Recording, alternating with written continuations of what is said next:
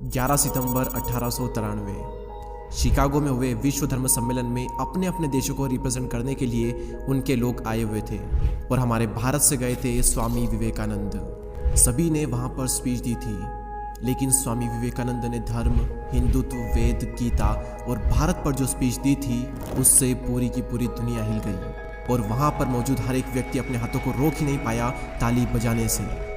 जब मैंने Steve jobs की स्टैनफोर्ड स्पीच पर यह लिखा था कि विश्व की सबसे बेहतरीन स्पीच, तो उस वीडियो पर मुझे कई लोगों ने कमेंट किया था कि हमारे लिए विश्व की सबसे बेहतरीन स्पीच है स्वामी विवेकानंद की, जो कि उन्होंने दी थी शिकागो विश्व धर्म सम्मेलन में।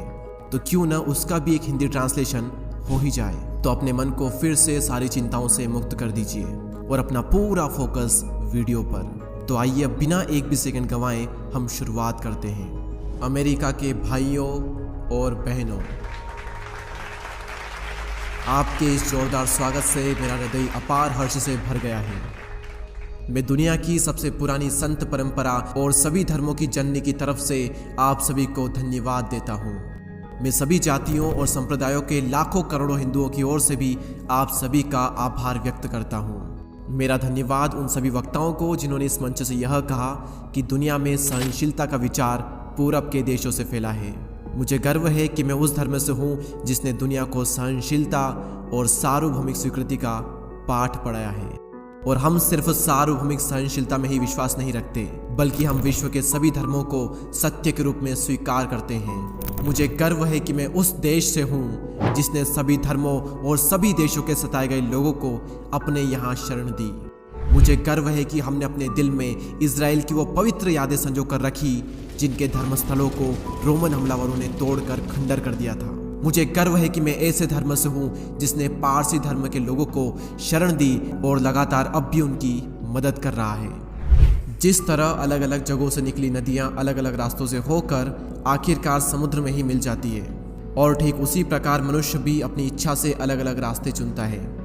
ये रास्ते देखने में भले ही अलग लगते हैं, लेकिन ये सभी रास्ते ईश्वर तक ही जाते हैं। मौजूदा सम्मेलन, जो कि आज तक की सबसे पवित्र सभाओं में से एक है, वह अपने आप में गीता में कहे गए इस उपदेश का प्रमाण है कि जो भी मुझ तक आता है, चाहे कैसा भी क्यों न हो, मैं उस तक पहुंचता हूं। लोग अलग अलग रास्ते चुनते हैं, संघर्ष करते हैं, लेकिन आखिर में लोग मुझ तक ही पहुंचते हैं, यानी कि ईश्वर तक ही पहुंचते हैं। अमेरिका और भारत के बीच में कई बार मतभेद हुए हैं, और वो क्यों हुए हैं उसी के संबंध में मैं एक छोटी सी कहानी आपको सुनाता हूँ। एक कुएं में एक मेंढक रहता था, और उसी कुएं में समुद्र से एक मेंढक आ जाता है। तो समुद्र वाला मेंढक कुएं वाले मेंढक से पूछता है कि तुम्हारा कुआं कितना छोटा है। तो कुएं वाला मेंढक कहता है कि तुम कैसी बातें कर रहे हो, क्या तुम्हारा समुद्र बहुत ही बड़ा है?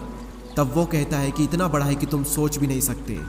फिर कुएं वाला मेंढक कहता है कि ऐसा हो ही नहीं सकता, मेरे कुएं से अच्छा और बड़ा इस दुनिया में कुछ भी नहीं है।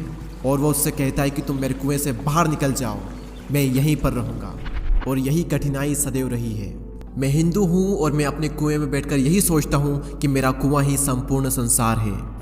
ईसाई भी अपने कुएं में बैठकर यही समझता है कि सारा संसार उसी के कुएं में है, और मुसलमान भी अपने ही कुएं में बैठकर उसी को सारा ब्रह्मांड मानता है। देखिए, दुनिया में 3 धर्म हैं जो कि पौराणिक काल से हमारे बीच में चले आ रहे हैं: हिंदू धर्म, पारसी धर्म और यदुही धर्म।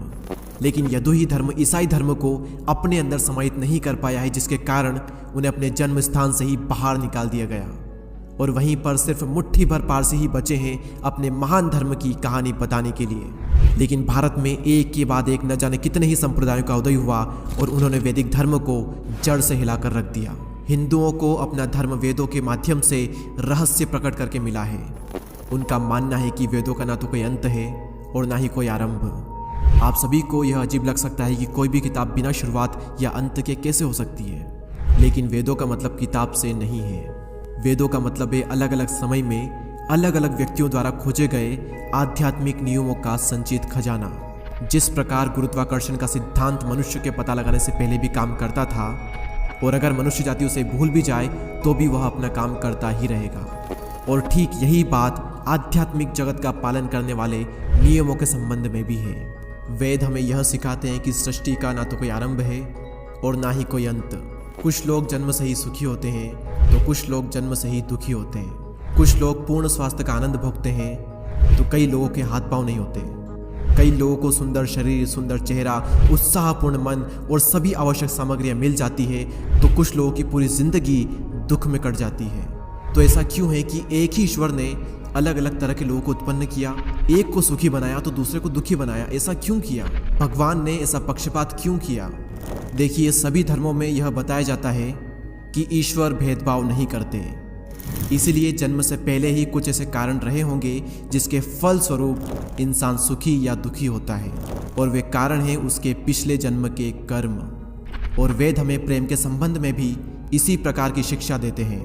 प्रेम के संबंध में भगवान श्री कृष्ण उपदेश देते हैं कि मनुष्य को इस संसार में कमल के पत्ते की तरह रहना चाहिए। कमल का पत्ता जैसे पानी में रहकर भी उससे भीगता नहीं, उसी प्रकार मनुष्य को संसार में रहकर उसका हृदय ईश्वर में लगा रहे और हाथ कर्म में लगा रहे। इस लोक में या परलोक में पुरस्कार की आशा से ईश्वर से प्रेम करना कोई बुरी बात तो नहीं है, लेकिन केवल प्रेम के लिए ही ईश्वर से प्रेम करना सबसे अच्छा है। भगवान से केवल यही प्रार्थना करनी चाहिए कि हे भगवान, मुझे न तो संपत्ति चाहिए, न संतति, न ही विद्या। केवल इतना ही दे दे कि मैं फल की आशा छोड़कर तेरी भक्ति करूं और केवल प्रेम के लिए ही तुझ पर मेरा निस्वार्थ प्रेम हो। और मैं आपको एक बहुत ही कमाल की छोटी सी कहानी सुनाना चाहता हूँ। श्री कृष्ण के शिष्य युधिष्ठिर एक समय सम्राट थे, लेकिन उनके शत्रुओं ने यानी कौरवों ने उन्हें सिंहासन से निकाल दिया और अपनी पत्नी और भाइयों के साथ उन्हें हिमालय के जंगलों में रहना पड़ा। और वहाँ पर उनकी पत्नी द्रौपदी ने उनसे पूछा कि आप इतने श्रेष्ठ पुरुष हैं, मनुष्यों में सर्वोपरि पुण्यवान होते हुए भी आपको इतना दुख क्यों सहना पड़ रहा है? और तभी युधिष्ठिर ने उत्तर दिया कि महारानी देखो, यह हिमालय कितना भव्य और सुंदर है, मैं इससे बहुत ही प्रेम करता हूँ। ये हिमालय मुझे कुछ नहीं देता, लेकिन मेरा स्वभाव ही ऐसा है कि मैं भव्य और सुंदर वस्तुओं से प्रेम करता हूँ, और इसी कारण मैं इस हिमालय से प्रेम करता हूँ। प्रेम करना मेरा स्वभाव है और मैं इसलिए ईश्वर से प्रेम करता हूँ। मैं किसी बात के लिए प्रार्थना नहीं करता, मैं उससे कोई वस्तु नहीं मांगता, उसकी जहाँ इच्छा हो मुझे रखे। मैं सभी अवस्थाओं में केवल प्रेम करूँगा और मैं प्रेम से कोई सौदा नहीं कर सकता। अब हम दर्शन की अभिप्साओं से उतरकर ज्ञान रहित लोगों के धर्म की ओर आते हैं। और यहाँ पर मैं आपको पहले ही बता दूं कि भारतवर्ष में अनेकेश्वरवाद नहीं है और न एक देववाद से इस स्थिति की व्याख्या की जा सकती है, क्योंकि गुलाब को चाहे दूसरा कोई भी नाम क्यों न दे दो, उसकी सुगंध वैसी ही रहेगी। केवल नाम से व्याख्या नहीं की जा सकती। और बचपन की एक बात मुझे यहाँ पर याद आती है कि एक ईसाई मनुष्यों की भीड़ में खड़ा होकर अपने धर्म का उपदेश दे रहा था, और बातों ही बातों में वह हिंदुओं से कह गया कि अगर मैं तुम्हारी देव मूर्ति को एक डंडा लगाऊं तो वो मेरा क्या कर सकती है? तभी वहां पर खड़े हुए एक शख्स ने उत्तर दिया कि अगर मैं तुम्हारे ईश्वर को गाली दे दूं तो वो मेरा क्या कर सकता है? तभी उस ईसाई ने कहा कि वह मरने के बाद में तुम्हें सजा देगा। तभी वो हिंदू तन कर बोल उठा कि ठीक उसी तरीके से जब तुम मरोगे तो हमारी देव मूर्ति तुम्हें भी कठोर दंड देगी। और यहाँ पर मैं जो कहने वाला हूँ उसे ध्यान से सुनिएगा। अंधविश्वास मनुष्य का महान शत्रु है, लेकिन कट्टरता तो उससे भी बढ़कर है। और एक बात मैं आपको अवश्य बता दूं कि भारतवर्ष में मूर्ति पूजा कोई जघन्य बात नहीं है, वह कोई व्यभिचार की जननी नहीं है, बल्कि वह अविकसित मन के लिए उच्च आध्यात्मिक भाव को ग्रहण करने का एक उपाय है। अवश्य ही हिंदुओं में भी कई सारे दोष हैं, लेकिन ध्यान रखिए कि उनके दोष अपने ही शरीर को उत्पीड़ित करने तक सीमित है। वे कभी भी अपने पड़ोसियों का गला काटने नहीं जाते। एक हिंदू भले ही चीता पर अपने आप को जला डाले, लेकिन वह विधर्मियों को जलाने के लिए कभी भी अग्नि प्रज्वलित नहीं करेगा। और यहाँ पर बैठे हुए सभी ईसाइयों से मैं कुछ कहना चाहता हूँ। ईसाइयों को सदैव अपनी आलोचना सुनने के लिए तैयार रहना चाहिए, और मुझे पूरा विश्वास है कि अगर मैं आपकी आलोचना करूँगा तो आप बुरा नहीं मानेंगे।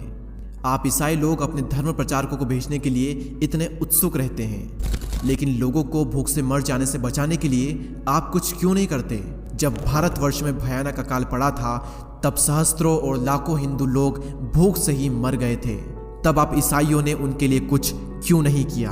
आप हिंदुस्तान में अपने धर्म का प्रचार करते हैं, उनके लिए गिरजाघर बनाते हैं।